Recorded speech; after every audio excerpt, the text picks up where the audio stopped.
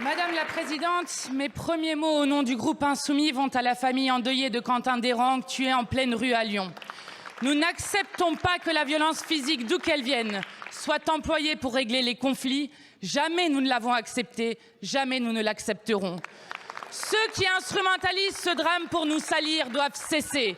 Leurs manœuvres sont indignes. Aucun insoumis n'est impliqué, ni de près ni de loin, dans ces violences. Et si nous combattons l'extrême droite et les groupuscules fascistes violents autour d'elle, c'est précisément car ils glorifient la mort et la brutalité, érigent le racisme en principe et qu'il n'y a pas plus anti-républicain que cela. Il faut méconnaître l'histoire pour accepter la victimisation de l'extrême droite et prétendre que les violences seraient à gauche de cet hémicycle. Il vous aura fallu ce drame pour sortir enfin du silence. Nous ne vous avons pas entendu sur l'assassinat du rugbyman Federico Aramburu, à 2 kilomètres seulement de notre Assemblée par des militants du GUD, ni sur les 12 personnes tuées par l'extrême droite depuis 2022. Monsieur le Premier ministre, faire peser sur notre groupe une responsabilité morale imaginaire ne parviendra pas à éclipser votre réelle responsabilité politique.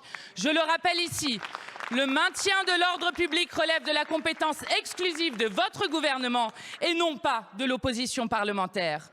Pourquoi aucun dispositif n'a été prévu, ouvrant la voie à tous les débordements alors que les renseignements territoriaux étaient avertis depuis plusieurs jours de la présence de Némésis? Pourquoi n'avez-vous jamais tenu compte d'aucune de nos alertes? Monsieur le Premier ministre, notre pays approche d'échéances électorales majeures.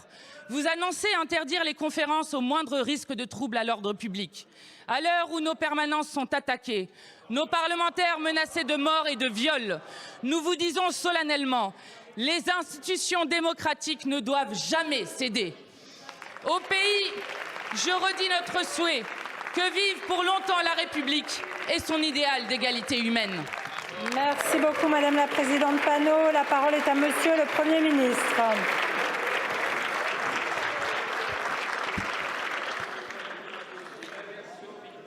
Madame la Présidente de l'Assemblée nationale, Mesdames et Messieurs les députés, Madame la Présidente Panot, ce que vous venez de faire est absolument ignoble et abject.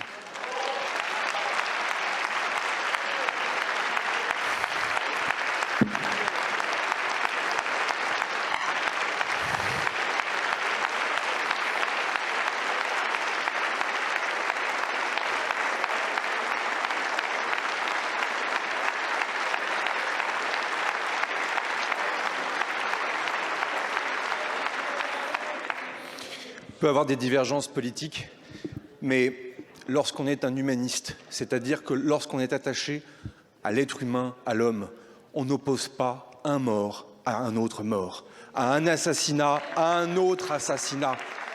Il n'y a pas, Madame la Présidente, une violence acceptable dans un sens et inacceptable dans l'autre. Et donc le refus de la violence, c'est pour tout le monde, en tout temps, en tout lieu, la violence physique comme la violence verbale.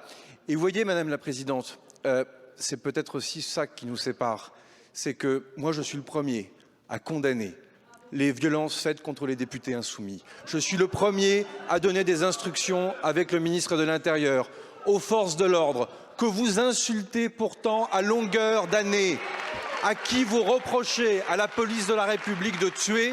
Et pour autant, Madame la Présidente, parce que c'est ça la démocratie, parce que c'est ça la République, cette police de la République, elle se tiendra aux abords de vos permanences, de vos meetings, pour protéger justement la démocratie. Et c'est là une rupture évidemment profonde. Mais la vraie question, merci pour votre agressivité une fois de plus. Mais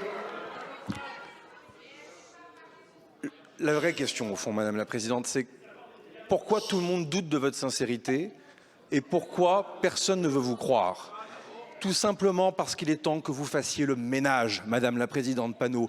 Le ménage dans vos propos, le ménage dans vos idées et surtout le ménage dans vos rangs. Merci, Monsieur le Premier ministre.